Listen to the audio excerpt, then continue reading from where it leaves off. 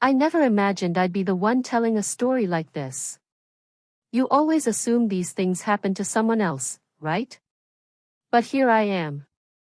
My name isn't important, what matters is what happened. It might just protect your relationship, or even your life. And no, I'm not exaggerating. You'll understand soon enough. I was married to Vivian for 8 years. Beautiful name, isn't it? She was even more beautiful in person. Everyone said so. And for a long time, I believed it. From the outside, we looked like we had it all, a lovely home in the suburbs, 2 cars, stable jobs. She worked as a marketing executive, and I was in IT consulting. We were the kind of couple people looked at with admiration. But as they say, appearances can be deceiving. There were warning signs, there always are, but they started small. Vivian would take phone calls and step out of the room to answer them, claiming they were confidential work-related matters. I didn't question it at first. It made sense. But then she began working late more often, attending weekend conferences that hadn't been mentioned before. Still, I trusted her without hesitation, probably too much. The first real alarm went off when she changed the password on her phone. We'd always been open with each other, shared everything. When I asked her about it, she snapped. Said I was being paranoid. That even married people deserve their privacy. She twisted it around and made it seem like I was the problem for even asking. That was when I began noticing the subtle changes. The secretive smile she'd give her phone when she thought I wasn't watching. How she suddenly brought her phone with her to the shower, claiming she was catching up on podcasts. The new clothes I'd find stashed away in the back of the closet. But despite everything, I didn't want to face the truth. No one ever wants to believe something like this about the person they love. The moment everything changed happened on a Tuesday night in March. I came home early, a client meeting got cancelled, and I heard her upstairs talking on the phone. I wasn't trying to spy, but the walls in our house were thin. She was laughing, but it wasn't her usual laugh. This one sounded softer, intimate, like something meant for someone else. Then I heard it. Don't worry, baby. It won't be much longer. I've got everything figured out. I couldn't sleep that night. Her words kept playing in my head. What wasn't going to be much longer? What had she figured out? I needed answers. Maybe this makes me a bad person, but I installed a voice recording app on her phone the next morning while she was showering. I'd already memorized the new passcode by watching her type it in when she thought I wasn't paying attention. I felt disgusting doing it, like I'd betrayed her, but I needed the truth. For the next 3 weeks, there was nothing unusual. Regular work calls, chats with her sister, dentist appointment reminders. I almost deleted the app. Almost convinced myself I was being irrational. And then, everything changed. It was a Saturday morning. She told me she was heading out to run errands. Later, I played the recording. She was in the car, speaking to someone named Marcus. I had never heard of him before. But what she said chilled me to my core. This wasn't just an affair. Vivian was plotting to leave me, but not in any ordinary way. She'd been staging fake domestic abuse incidents. Creating fake bruises, taking pictures, logging false claims to file later. She had an entire story prepared, about me being emotionally and financially abusive. And she'd been quietly moving funds from our shared account into another one I didn't even know existed. She had carefully constructed an entire plan to walk away with everything, and maybe even have me arrested for things I never did. And Marcus? He wasn't just the other man. He was her lawyer. Her divorce lawyer. They'd been orchestrating this for months. I sat in my car outside the grocery store, listening to their conversation, realizing that the woman I'd loved for 8 years was actively planning to destroy me. Then came the part that truly shattered me. Marcus asked her if she felt guilty about what she was doing. She laughed, actually laughed, and said, "He's such an idiot. He'll never see it coming. By the time I'm finished, he'll be lucky to afford a one-bedroom apartment." I saved every recording. 2 days later, Vivian sat me down for the talk. She cried, told me she was unhappy, that we'd grown apart, and she thought we should separate. She played the role perfectly.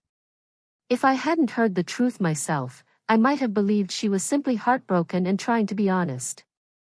She moved out the following week. Exactly 14 days later, I was served with divorce papers. The accusations were severe: emotional manipulation, financial control, threats. She requested alimony, half of all our assets, and even a restraining order. My attorney reviewed the documents and sighed. He said it was going to be a brutal case. That courts often take the woman's side in situations like this unless there's hard evidence. That's when I told him about the recordings. His expression shifted immediately, like I'd handed him the key to winning the case. Because in a way, I had. We went to court on a sticky Thursday morning in June. Vivian showed up with Marcus, the man I had only heard through recordings until that day. He was tall, well-dressed, and radiated confidence. You could tell he thought this was already in the bag. Vivian was ready for her performance. She took the stand and began spinning a story about years of mental and emotional abuse. She cried right on cue. Her timing was flawless, breaking down when describing how afraid she'd been, how isolated, how she felt like a prisoner in her own home. It was a performance, and she played the role of the battered spouse with chilling precision. Marcus backed her up with carefully curated documents, printed bank statements that made it look like I'd micromanaged our finances, photos showing bruises on her arms, and a meticulously built timeline that painted me as controlling and dangerous. The judge paid close attention, jotting down notes, her expression unreadable. My stomach was in knots. Even though I knew it was all a fabrication, Vivian was that convincing. For a brief, terrifying moment, I almost started to doubt myself. Then my attorney rose and addressed the court. "Your Honor, we have compelling evidence that not only disproves the plaintiff's allegations, but reveals a calculated attempt at fraud." Marcus immediately jumped in, objecting, claiming we were attacking the victim and trying to discredit her with baseless claims. But the judge overruled him, giving us the floor. The first recording played through the courtroom speakers. Vivian's voice, clear and unmistakable, discussed transferring money out of our joint account. She mentioned exact figures, dates, and accounts, all directly contradicting her sworn claim that I had sole control over our finances. I glanced over at Marcus. His confident posture faltered. He didn't say anything, but the color drained slightly from his face. Then came the second clip, the one where Vivian was laughing, mocking me. "He's so clueless," she said. "By the time I'm done, he won't even be able to rent a room." Marcus's jaw tightened. He leaned toward Vivian, whispering urgently, but she sat frozen, eyes locked on nothing, like she'd suddenly left her body. But it was the third and final audio that shattered her entire case. In it, Vivian confessed to faking the injuries, explaining how she'd bruised herself intentionally, taken staged photos, and even looked into local domestic violence shelters to make her claims more believable. She admitted rehearsing emotional breakdowns in the mirror. The courtroom was utterly still. You could hear her voice echo through the silence as she casually discussed how to ruin my life. When it ended, Marcus slowly stood up. "Your Honor," he said, voice tight, "I am withdrawing from this case effective immediately." And just like that, he walked out. He didn't even glance back. The judge called a short recess. When the session resumed, Vivian was alone, seated quietly at her table. She looked shell-shocked, pale, like someone who'd seen something unspeakable. The judge asked if she wanted to amend her testimony, giving her one final opportunity to come clean. Vivian didn't say a word. She just stared at her hands in her lap, unmoving. In the final ruling, she was awarded nothing. No alimony. No assets. Not a dime. The judge, visibly disgusted by what she'd heard, ordered her to cover all of my legal expenses. There was even discussion of charging her with perjury, though that never went anywhere officially.